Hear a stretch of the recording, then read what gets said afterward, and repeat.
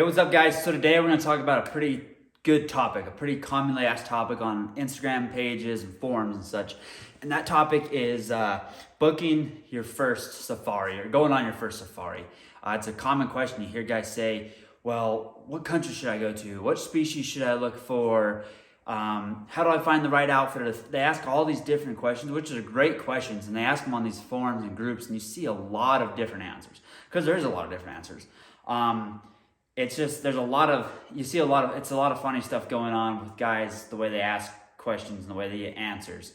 One thing is that I suggest, guys, is when you ask questions on these groups, make sure you ask better questions, because your questions are the result of your answers. Because you'll see a lot of guys that ask a question and you know what they're meaning, but the way they come across it, other people will jump down their throats, and you just learn how to ask better questions. That's my first tip on anything, especially when looking to book a safari. And so we're going to start off here, and we're going to start talking about planning the first trip and doing this. So a good thing to do is, show season just got over with here in the United States. A good thing to do is, if you're planning to book a safari, want to book a safari, go to the shows. Go to Dallas Safari Club, go to SCI, go to these trade shows that have been around for a long time that have outfitters. The outfitters from all around the world come to the States for these trade shows. So when you go to a booth, you're not going to be talking to a rep 90% of the time. You're going to be talking to the PH, the wife, the actual owner of the operation. You're going to be talking to people that you're going to be experiencing your safari with when you go to their booth and you sit down and you talk to them. So that's what I would do. Sit down and talk to them. Take a pen and paper, have some notes, ask some questions, get some emails, get lists of references. Maybe get a reference or two that hopefully is at the trade show. There's a lot of different variables, but I like going to the trade shows, sitting down and personally talking one-on-one with the outfitters, with the PHs that I would be spending time with in camp. That's a big thing, is to sit down and get that interaction, because if you're on texting on WhatsApp, Instagram DMs, Facebook DMs, emails, you're not going to get the personality, so you could get over there and you could still have a great safari, but you might not mesh that well with the PH or the outfitter. When you sit down and in person and talk to them at the shows, you're going to learn who they are. You're going to mesh with them. Hell, you might go have a beer with them later on. You might bump into someone at the bar. Like, just different things like that. You're going to click better with people if you sit down with them and get the one-on-one interaction. And then you can kind of ask questions that you're not going to, you're going to get straight up answers, because they're not going to have time to think and react on the questions. They're going to be able to have to say it straight to you then, because sometimes if you ask certain questions about prices and stuff via email and stuff, there could be things that could be kind of spun differently from some outfitters that might not be doing things 100% correctly. So that's one big thing. Go to trade shows. Do get on these forums, talk to people, interact with people, talk to people that have been to Africa, talk to people that have done the things you want to do. My thing is you see a lot of people these days on social media and stuff promoting. And one of my things is, those who've not done cannot teach. Because people that haven't experienced things and done things shouldn't be teaching others how to do it, because that's a big thing these days. You see all these kids with Lamborghinis and Ferraris trying to sell courses on how to build a business, but they never build a business. They're just selling you a widget, and you guys are falling for it, and that's how they afforded the Lamborghini or rented the Lamborghini. Half the time they don't even own it, they rented. So besides going off on that whole tangent there, is just talk to people that have done it. Talk to guys that have went a lot. Talk to guys that have had good experiences and bad experiences. You can't just take one Instagram influencer that's been to the same place 4 times. They don't know anything, to be honest with you. They don't know the good and the bad. They don't know the difference between outfitters. Talk to people that have went with different places and experienced different things. Because you can't, it's like one person, like, we'll put this in perspective. It's like you go to the same restaurant every day for lunch. You've never went anywhere else, but you go to the same restaurant every day for lunch. You're not going to know whether that restaurant is actually good or bad. You might like it, but the one next door, serving the same type of cuisine, might be 10 times better, but you've never experienced that to know the difference. So that's just the way to look at it, is look at people that have been places, look at people that have done things that you want to do, and go from there. Another big thing is get reference lists, like I stated before. Call people. A lot of the times you're going to get people that have only had a good experience there, quote unquote, on the reference list. I've actually been put on reference list before of outfitters that I did not like their operation, but their area was phenomenal. And they still put me on a reference list. And when people call me, I tell them, hey, these are the downfalls with the outfit, but the area, if you're going and you want, this type of, if you want to be successful, want to have this, go there. Don't expect a lot from the operation, but expect to be successful and have opportunities because the area was phenomenal when we went there. And so just, maybe you'll get someone that's truthful like that. Just things like that to look for as references and stuff. Another big thing is do your homework, have the paperwork. So find the outfitter. Let's say this, you got the outfitter lined up, you got your species in the list, and we'll go to that next. But you have all this other stuff. You have get a folder, or get on your laptop or a physical folder, have everything in there. Your travel documents, your brokerage stuff coming back into the United States, have it all together, have your paperwork in order. That way you have where to go when there's questions arise or a thought pops in your head, you go there and make sure everything is good to go. So have a folder with everything. And then when it comes to species, because this is a big topic, first of all, I think we could talk for hours with this, but I'm just going to cover a few things. The key species is a lot of people are like, well, I don't know what to hunt my first trip going to Africa, because there's a lot of stuff in Africa, a lot of different species, which is amazing. That's why Africa is so appealing to people. That's why Africa is the #1 hunting destination in the world. One thing is look for things that get you excited. Don't go shoot things, and hunt things just because you want to post it on social media and be cool. Go for things that if you're a guy that loves the tiny 10, but your buddy's gonna mess with you because, why'd you shoot such a little thing? Screw him. Go hunt the tiny 10. Go hunt the little stuff. Do the blue diker, the Cape Grice buck. Do the Sunni. Do things like that. But for most people, the first safari, this is kind of just a blueprint of going to Africa. You wanna, you're gonna do a zebra, because a lot of people know what a zebra is. The rugs are awesome. As you can see here, we got a rug right here behind us. It's gonna, a zebra is kind of an iconic thing. A lot of people think, you're shooting a horse. Not really. I mean, we own a bunch of horses, but I've ate zebra as well, and it's great. I'm not gonna eat a horse unless I absolutely have to. So a zebra's one, an impala, which we got here behind us as well. A couple of them actually. This one still has some tags on it, but an impala right here. Kind of an iconic species, kind of like one of those things. If you're gonna go do one safari, collect an impala. You can either do a European mount like these ones are, shoulder mount, everyone's gonna know what it is. Full mount, everyone's gonna know what it is that comes in your house. 9% of the time they're gonna be like, that's an impala, isn't it? Backskins, I have some backskins over here off impala. They're awesome, super soft, things like that. Another thing is you're gonna want to do something like at least one or two like the glamour game, just to have. You're gonna need to do a Nyala like we got behind us here. We have a bush buck as well back here somewhere. Yeah, right here. A bush buck right here. A bush buck is a great glamour game. It's a great spiral horn animal because they're a beautiful, especially a Cape bush buck. The Cape bush buck, the Menelix bush buck from Ethiopia, those are all super beautiful animals. Every bush buck is a unique spiral horn, beautiful animal, coat, cape, everything. Same with the Nyala. Either one of those two would be a great animal to have on your first safari list because, they're kind of one of the glamour games.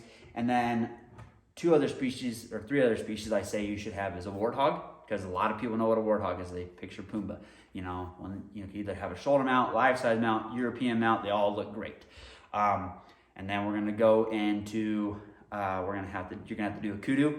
You don't have to do a kudu, but to me, a safari is not complete without a kudu. I go on every safari and shoot a kudu because it's kind of an iconic game of Africa all over the continent. The gray ghost. They are the legit gray ghost. A lot of people think, the kudu deer is a gray ghost. No, the kudu is a gray ghost in my eyes. So the spiral horns, again, they look great. European, shoulder mounted, pedestals, life size, whatever, great backskins. They look great no matter what you do with them. And a proper kudu hunt is one of the best hunts you'll do. And then a gemsbuck, an oryx, as a lot of people call them. A gemsbuck is one of those other iconic species of Africa that, if you're going on a safari and you want people to know what it is and they walk in your house, a lot of the times they'll know what that is. So you're gonna have warthog, impala, gemsbuck, kudu, a zebra, and then doing a Nyala or a bush buck. That's 6 species, or 7 if you want to do both of those. That's a great first safari and a great kind of well-rounded, array of game between spiral horns, just different species that you would see in a kind of a different broad spectrum, and they all taste awesome, and you'll eat those on safari. So those are some great starting points there. So have the species out of the way. You found your outfitter. You know what you're going to do. Then it goes to caliber choice. When you're doing, just your plains game type hunts, You know, 30-06, your 7mm, those are gonna be great safari rifles. Your favorite mule deer cartridge is gonna work great on 90% of the plains game species. As long as you know how to shoot it well and are good with it, quick at reloading, accurate, that's a great rifle. It's all about shot placement. And you want some penetration, you know, especially on the kudu, they're pretty tough. Bigger game, oryx, zebras, they're extremely tough too. But it's all shot placement, and so, you know, 30-06, 7mm is gonna do phenomenal in South Africa on plains game, or Namibia on plains game. And then what I do is I find a booking agent, like a travel booking agent, like a flight broker. And I use Patrick Wright. He's done a lot of my travel for a long, long time. He handles everything with my gun imports, all this stuff. He deals with all the gun logistic paperwork, because traveling with a rifle sometimes, you know, the paperwork can be a headache, you know, if you've never done it before. So hire someone that knows how to do it, and that's their job. Sure, it's gonna cost you a little more, but it's gonna cost you less in stress and headaches to make sure things are done properly. Or you can just rent a rifle, because a lot of these outfits nowadays have some fine rifles that they'll just rent you for 30-40 bucks a day. So each way is good. Same with bows. A lot of these guys have crossbows in camp. If you're gonna want to shoot a bow, they'll have a crossbow in camp. But it's really easy to fly with the rifle, especially to South Africa, Namibia. In my eyes, it's a lot stressful at the start, but it's super easy once you do it once. It's easy. And then it comes to bringing your trophies back. Get a broker in the States, guys. I cannot urge this enough. I've had 2 buddies that tried to do it themselves, and they've had the biggest stress headache ever, and they both flew into Denver with them. They tried to ship them into Denver, which is probably the worst place to bring your trophies into after they've been taken care of. So find a broker. I use DNL. They've done a lot of my brokerage for many years. I've used other ones as well, but DNL's done the best for me. And they just handle all the paperwork, make sure the paperwork looks legit, permits are in place, you know, for certain animals with CITES, so on and so forth. They just make sure everything is in order and ready to rock and roll. And when things go or a little bit going wrong, or people are trying to do something they shouldn't be doing, you know, as far as like officials here in the States with U.S. Fish and Wildlife, you know, they kind of hammer down on, you know, the ladies at DNL, they're tough ladies. They're always pushing, getting things done correctly for me. And so use any trusted broker, guys. Find a broker, talk to them. They're just as important as the outfitter. Make sure you have a good broker, get that done with, and then a taxidermist. You know, anyone can do safari, or anyone can mount stuff, but not everyone can do safari animals. You know, you might have a cousin or a buddy's friend that will do it for less, but he's never done, you know, a cootie mount. He's never mounted, you know, he's never done a pedestal zebra, like things like that. You want to make sure that the taxidermist that you're using has done this stuff before.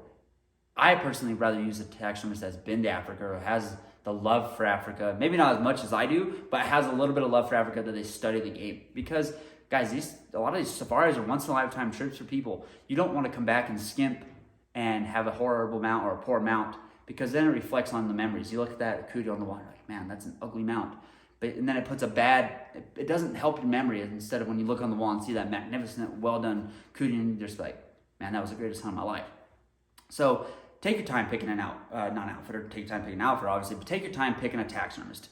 When you go to Africa, they have to do dip and pack. Everything has to be cleared and clean to come in the U.S. Fish, U.S., because U.S. Fish and Wildlife will inspect it. For all you watching the video, like these skulls I've showed you, all these skulls back here between the Nyala, the bush bug, and the impala, those are all clear. That's clean before coming over here. Those weren't European here in the States. That was done because it had to be dipped and packed and shipped to the States.